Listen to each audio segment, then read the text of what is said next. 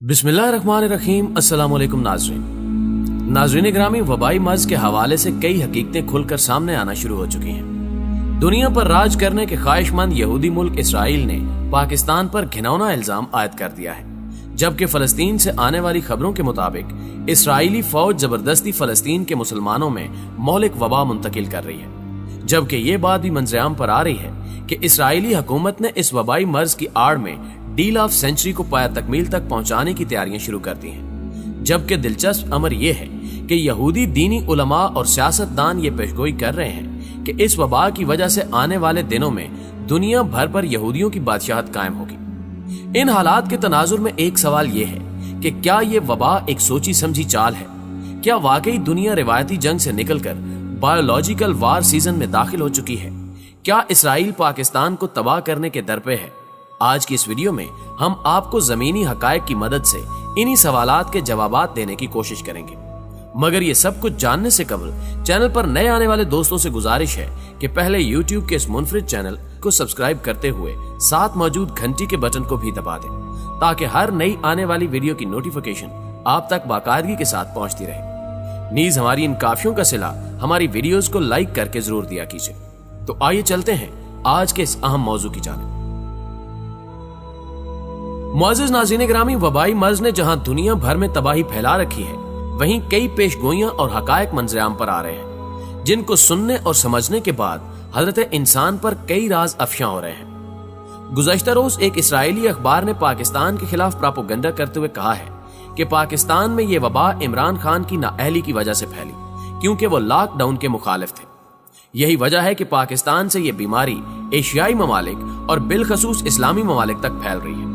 Israeli अखबार ने यह भी लिखा कि चूंकि मौलाना तारिक जमील साहब पाकिस्तानी वज़ीर आज़म के करीबी दोस्त हैं और वो जमाते इस्लामी को लीड भी कर चुके हैं, इसी बिना पर ही खान साहब ने तबलीगी जमातों के इज्तिमात को लॉकडाउन के बावजूद नहीं रोका, जिससे पाकिस्तान में यह वबा तेजी से फैली और अब यह वबा दीगर मुल्कों में पाकिस्तान के जरिए मजीद फैलेगी। इस बात से आप अंदाजा लगा सकते हैं कि यहूदी कुव्वतें पाकिस्तान के किस कदर मुखालिफ हैं। दरअसल जो कुछ इसराइली अखबार में लिखा गया, ये वहां की हुकूमत की जानिब से एक साजिश है, जिसका मकसद पाकिस्तानियों और अरब ममालिक के दरमियान ताल्लुकात खराब करना है, क्योंकि ज्यादातर पाकिस्तानी बसिलसिले रोजगार अरब ममालिक में मुकीम है और इस बीमारी की आड़ में ये कहा जा रहा है कि पाकिस्तान ने अरब ममालिक तक ये बीमारी पहुंचाई। इस प्रोपेगेंडे के असरात यकीनन आप आने वाले दिनों में देखेंगे, जब सऊदी अरब और मुत्तहिदा अरब अमारात से एक बड़ी तादाद पाकिस्तानियों की वापस भेज दी जाएगी।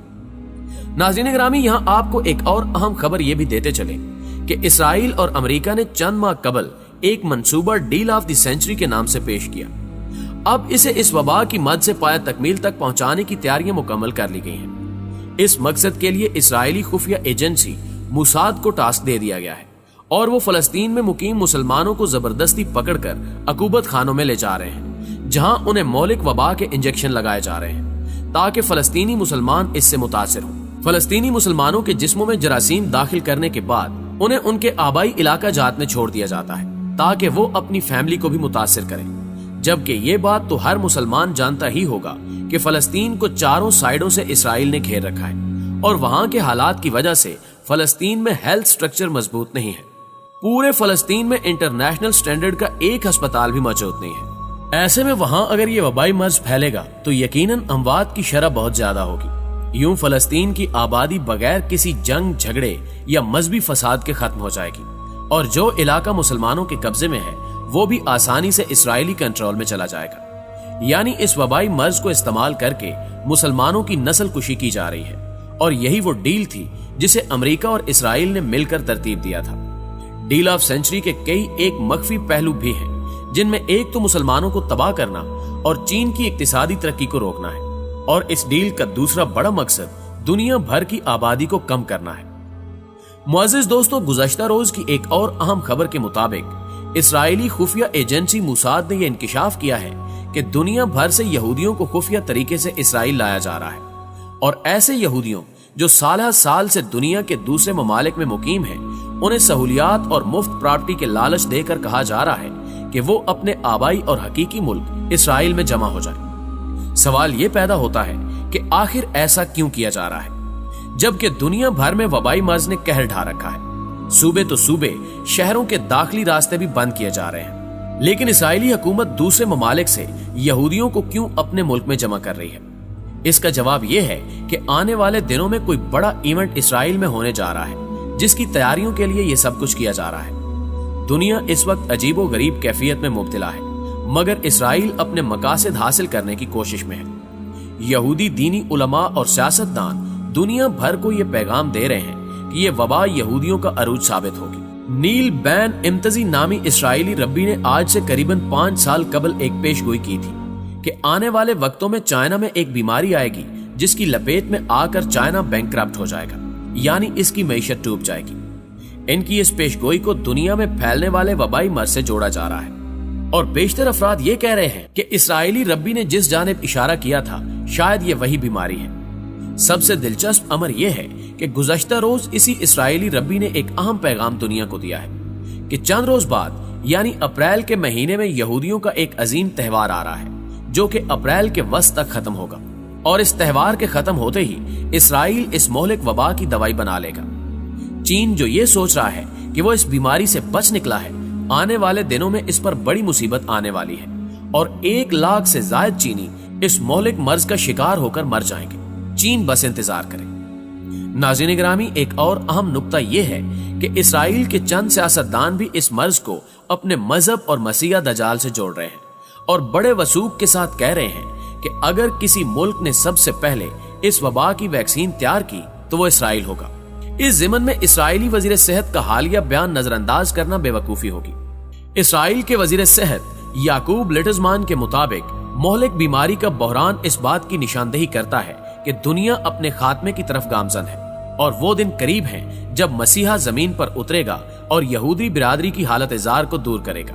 चंद रोज कबल इसराइली वजीर सेहत ने टेलीविजन पर एक इंटरव्यू के दौरान कहा, हम दुआ और उम्मीद कर रहे हैं कि मसीहा फसा जो यहूदियों का आमदे बहार का त्यौहार है के मौके पर पहुंचेगा, जो हमारी निजात का वक्त है।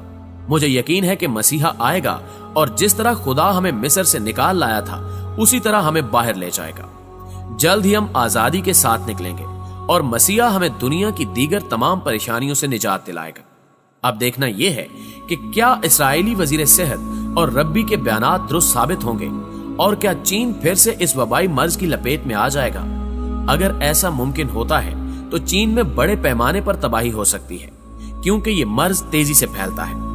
लेकिन दूसरी तरफ एक पॉइंट ये भी है कि चूंकि ये बीमारी चीन से उठी थी और शिद्दत इख्तियार करने के बावजूद चीन ने इस पर काबू पाया और इस वक्त चीन के माहिर डॉक्टर्स रिसर्च में मसरूफ हैं कि इस वबाई मर्ज का कोई तोड़ निकाला जा सके। जबकि इतलात के मुताबिक चीन ने चंद एक अदवियात तैयार कर ली हैं जो खूनी और कातिल जरासीम को मारने में मुअस्सर साबित हुई हैं। लिहाजा अब की बार अगर चीन किसी किस्म की मुश्किल का शिकार होता है तो यकीनन वहां की हुकूमत और माहिरीन तिब के पास इससे लड़ने के लिए हिकमत अमली और अदवियात मौजूद होंगी। ये कहना कि चीन यकयक लपेट में आकर बैंकक्रप्ट हो जाएगा दुरुस्त नहीं है।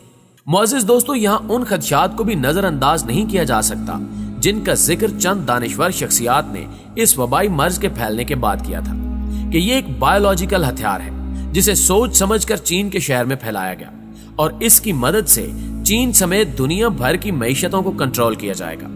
हैरानकुन अमर यह भी है कि इसराइल वो मुल्क है जो बार बार इस बीमारी की वैक्सीन के हवाले से यह कह रहा है कि जल्द ही वो दवाई बनाकर दुनिया को पेश करेगा, जबकि चंद अफराद ये दावा कर चुके हैं कि इस वबाई मर्ज की वैक्सीन कई माह कबल ही तैयार की जा चुकी है।